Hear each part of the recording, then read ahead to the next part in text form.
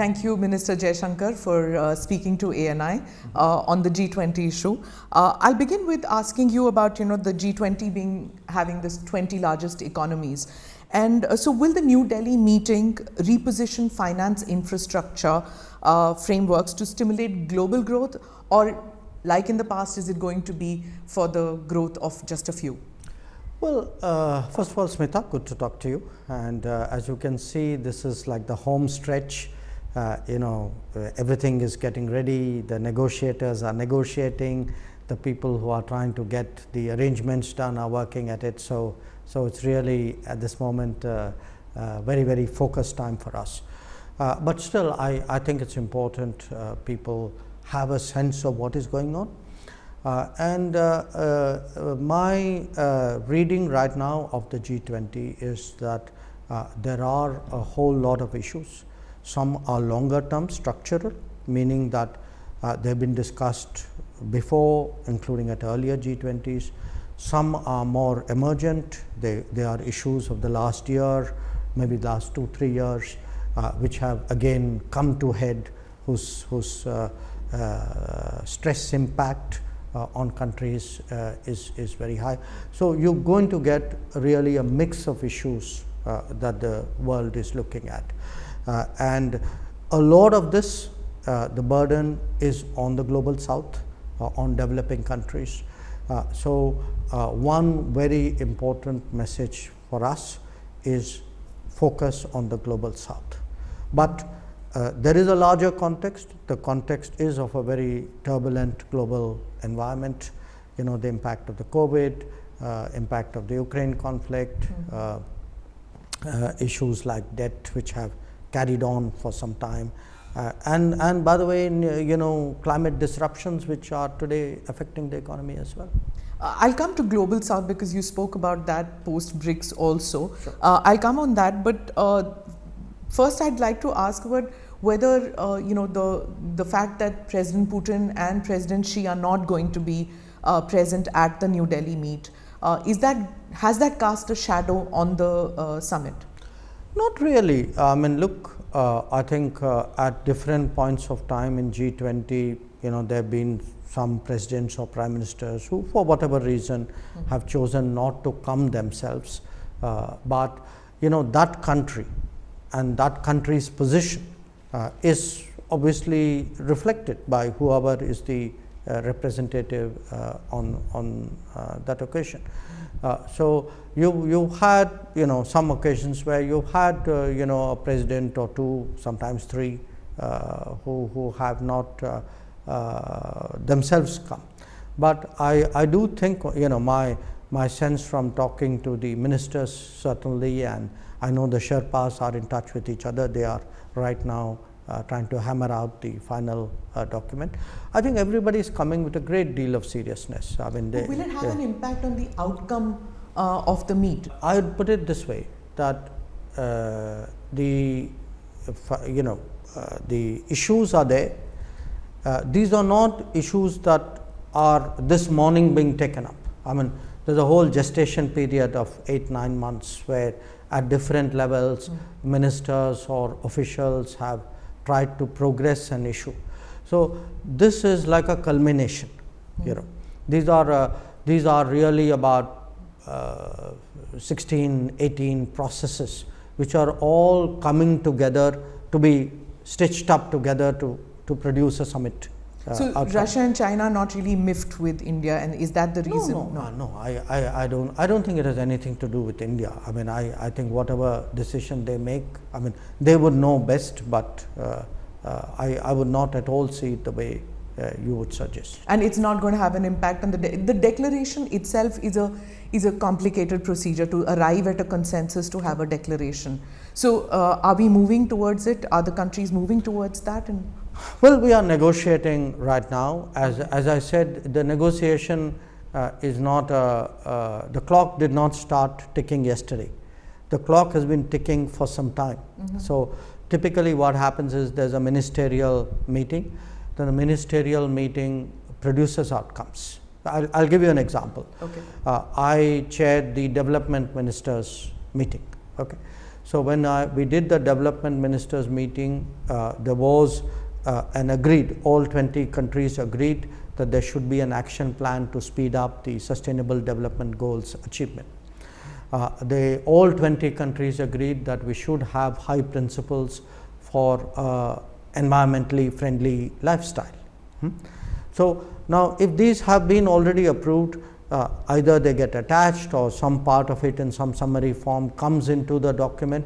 So everyone, the labor, the education, the finance is a very, very important track. Correct. That's a very crucial track, because in a way that's where the whole thing began, the G20 exercise began. So every track feeds in outcomes. These are, some of them have multiple meetings like finance, some of them have a single meeting.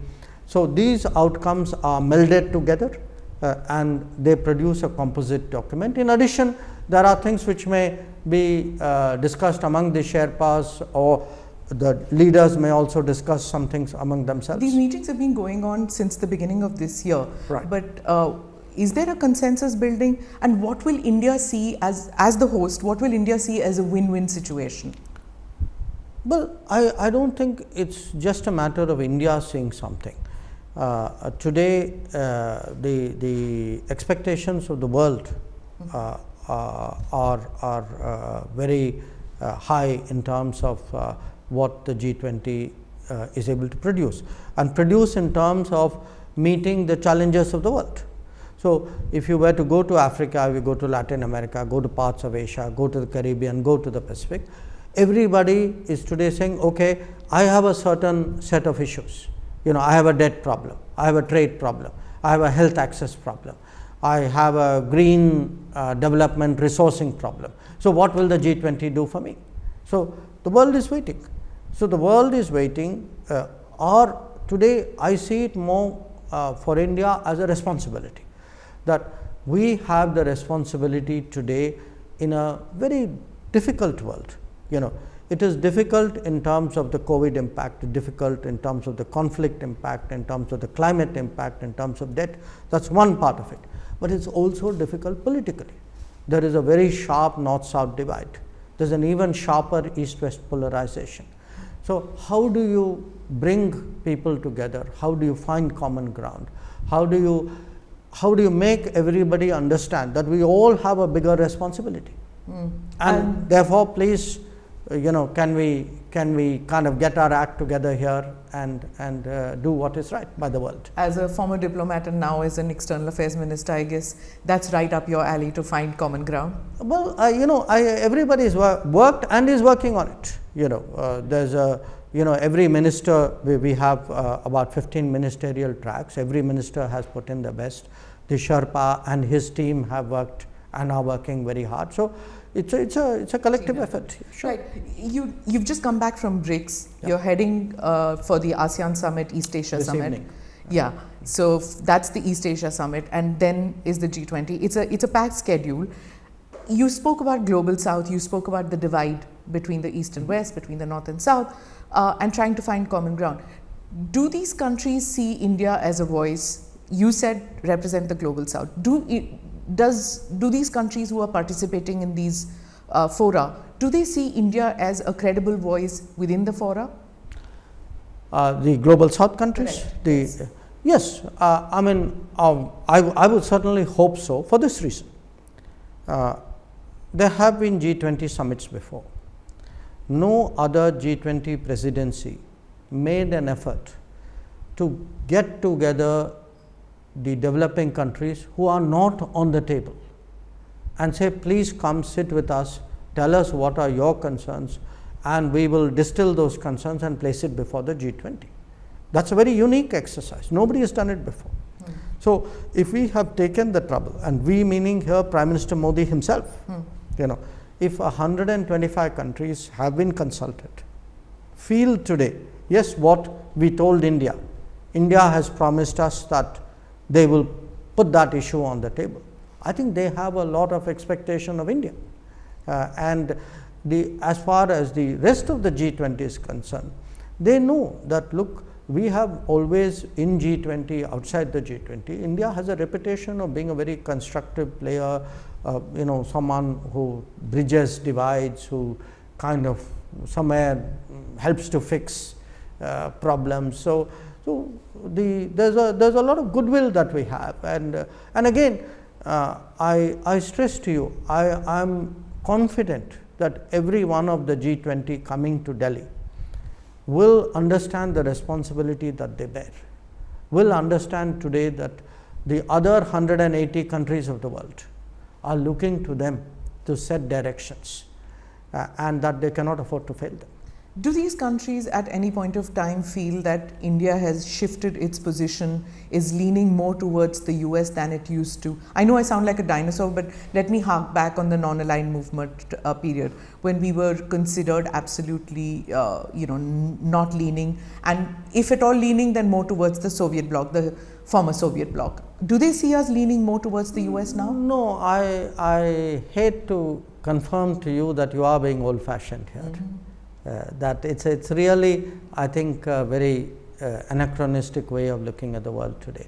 I think a lot of countries identify with India as a developing country. A lot of countries identify with India as a democracy. Many identify with India saying, okay, it's a pluralistic country, we see many institutional, cultural similarities. So different people in the world identify with us. But do understand this point, G20 is not the arena for power politics.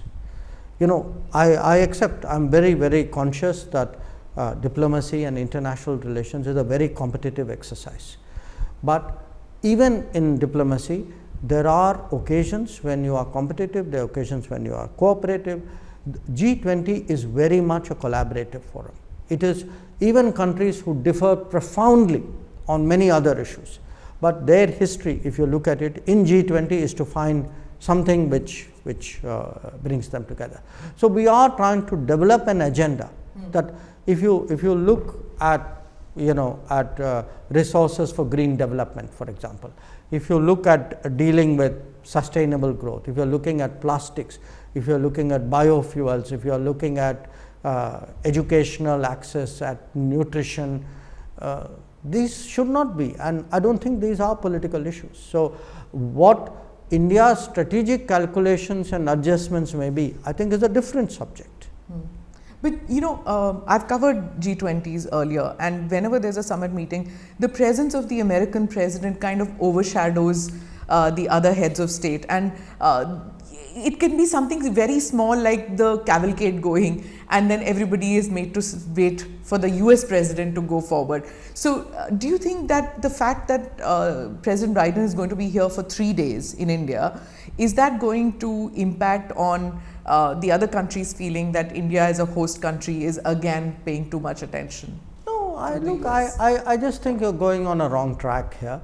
I think you will see that everybody will come in smoothly, nobody will have to wait for anybody else. For us the G20 is a collective exercise. We will deal with it in that collective side. It's not just the bandobast I'm talking about. We are India.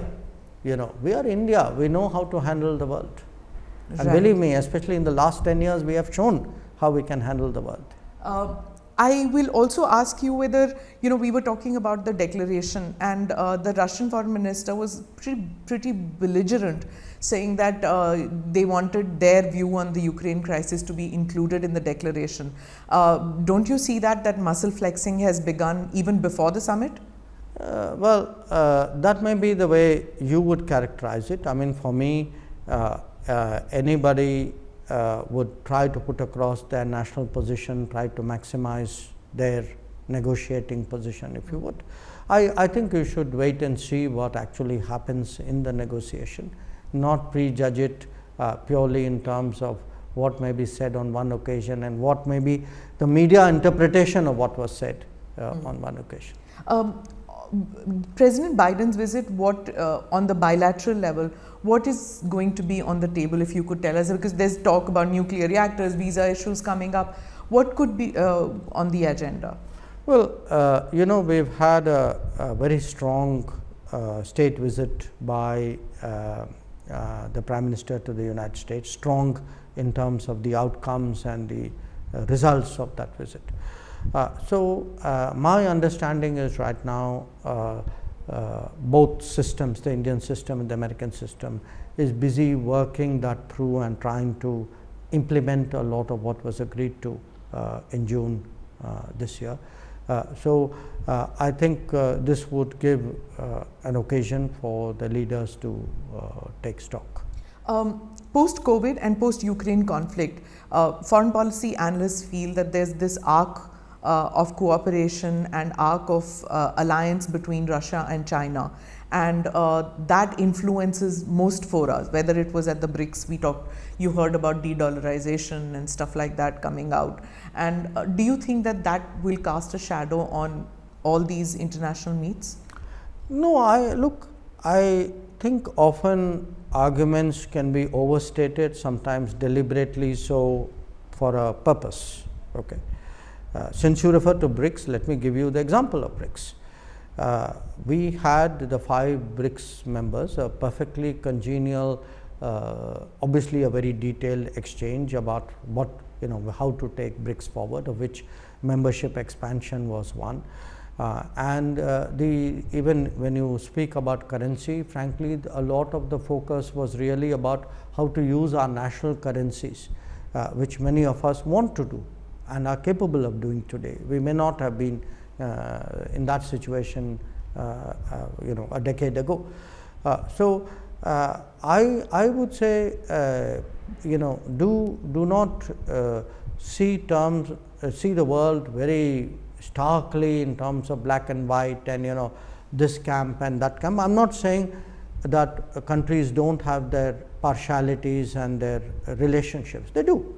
But I think the world is a much more nuanced place. It's much more multipolar. There are many more variables.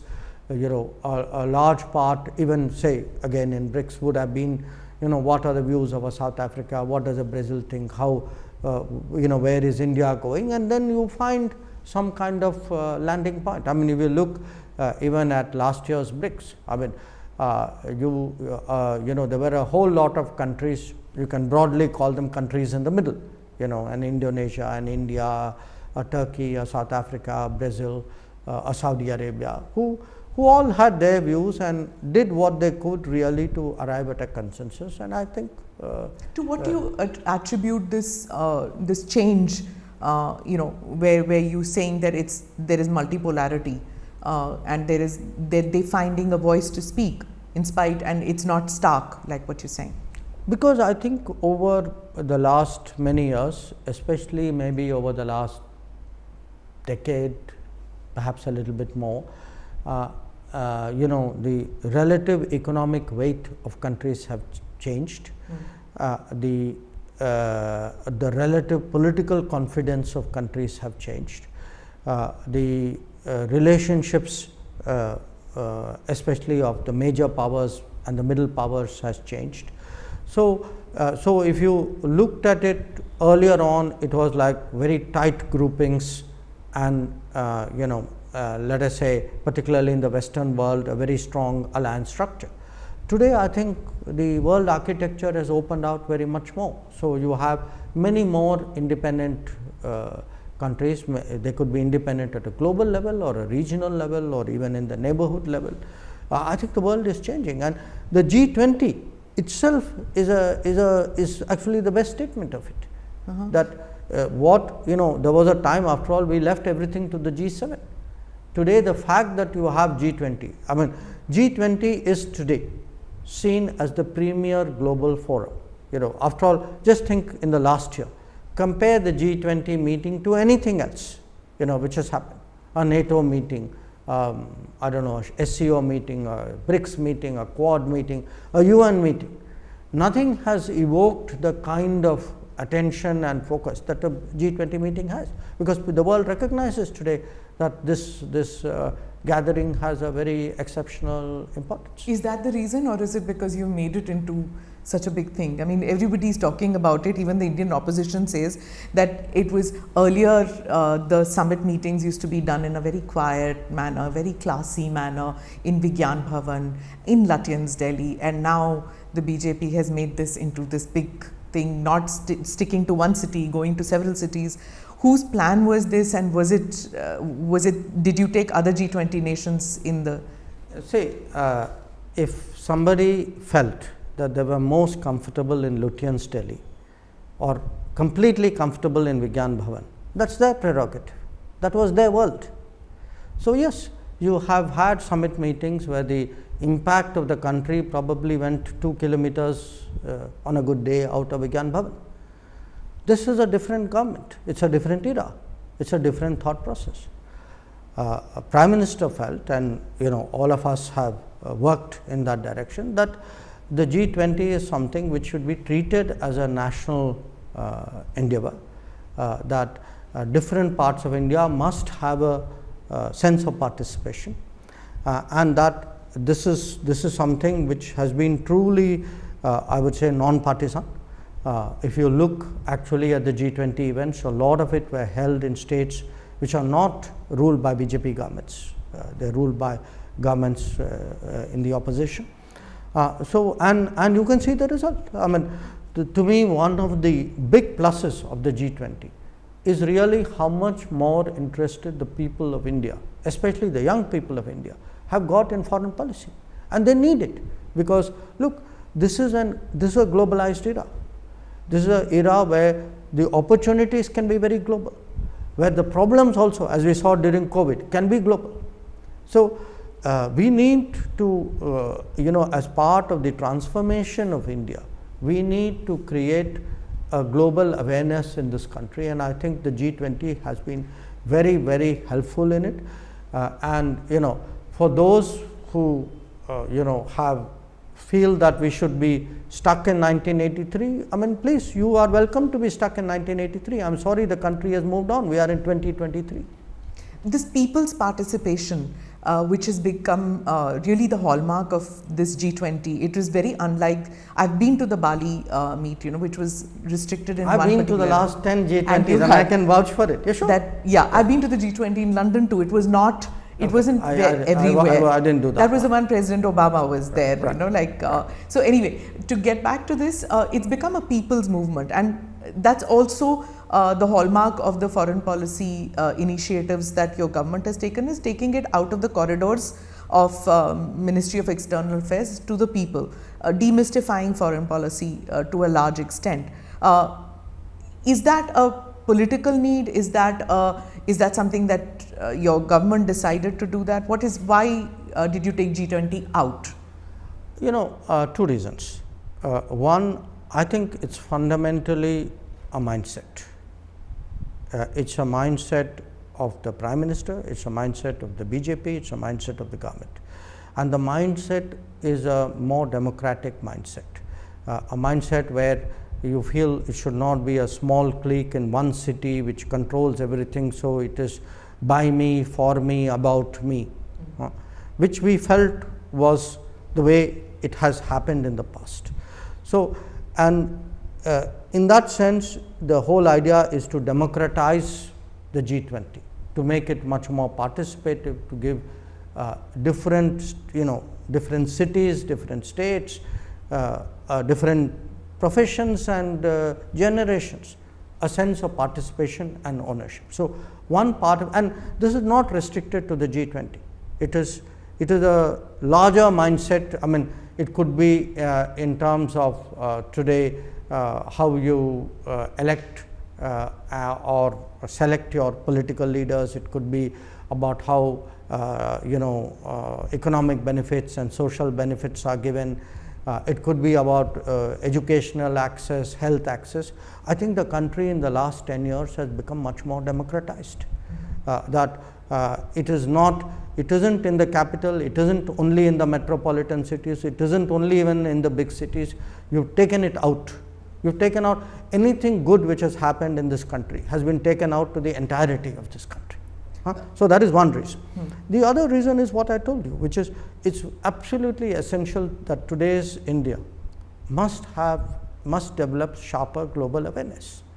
Global awareness, because we do see, when Prime Minister speaks about Amrit Kal, that we have this 25 years where enormous possibilities are there before us, but those possibilities are realizable only when you understand the world. Right. So, India is occupying a prominent place at high tables, whether it was at BRICS, you're going to Jakarta there at the Asia Summit, and then at G20. By doing this, we are discussing issues for global issues, what matters to countries of the South and everywhere. But the opposition says that you have lost focus on our neighborhood. Even though you have a neighborhood first policy, relations with Pakistan has taken a downturn. China, you yourself said we have abnormal relations. Has focus shifted by us looking at the big picture? So why don't you ask people in Sri Lanka? What do they think about the neighborhood? Why don't you ask people in Bangladesh? Why don't you ask people in Bhutan and Nepal? Do they feel that today India is doing more? Is India more reliable? Is India more relevant? You will get a very different answer. Now, if somebody says that the proof of a good foreign policy is to carry on with Pakistan as though a big terrorist strike hasn't happened and that's par for the course, then I'm sorry, they have a different worldview. That's not the kind of neighborhood first policy that we are running. And at the G20, you will be speaking about the neighborhood too? No, the G20 is about global. Look, do understand, the G20 is not an international peace and security forum. Economic. The G20 is about global growth and development. So we will be taking a global economic sort of perspective. So now the latest issue about G20 is the invitation card which says Bharat and not India. Now that is the latest thing, that is G20 going to reposition India as Bharat and not India as India? No, India, that is Bharat. It is there in the constitution. Please, I would invite everybody to read it. So it's not something which is new, it is something which existed in the constitution, and so you didn't do, it's not a new roll of dice. No, I think when you say Bharat, in a sense a meaning and a understanding and a connotation that comes with it, and that is reflected in our constitution as well.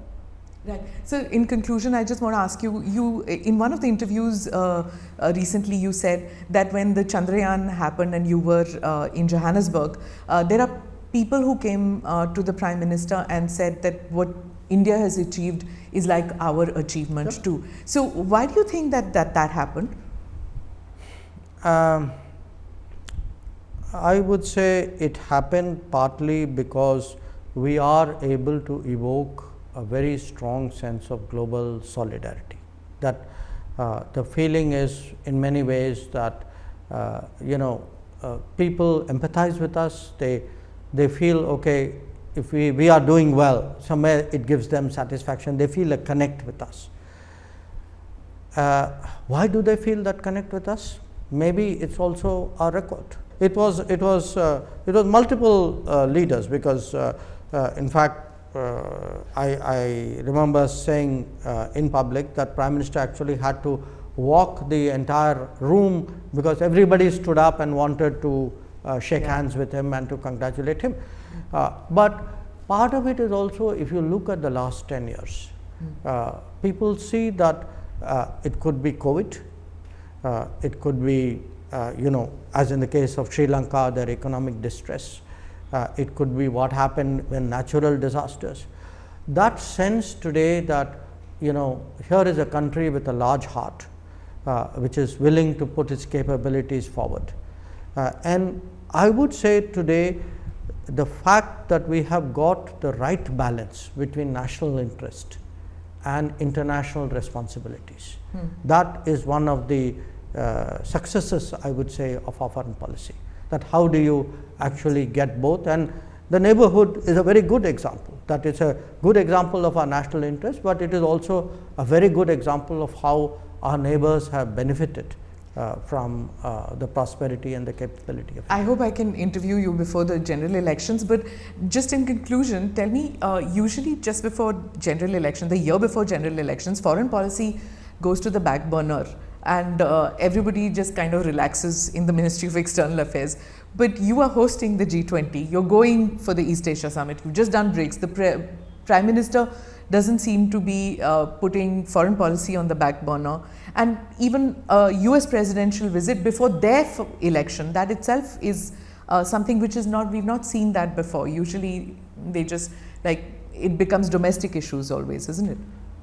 So that's the point I've been trying to get across to you. It's a different world, it's a different India, it's a different Prime Minister, it's a different government. And that's why you have all that you say you haven't seen in the past. Right. Thank you so much, sir, for your time, and wishing you all the best for the G20. Thank you. Pleasure as always.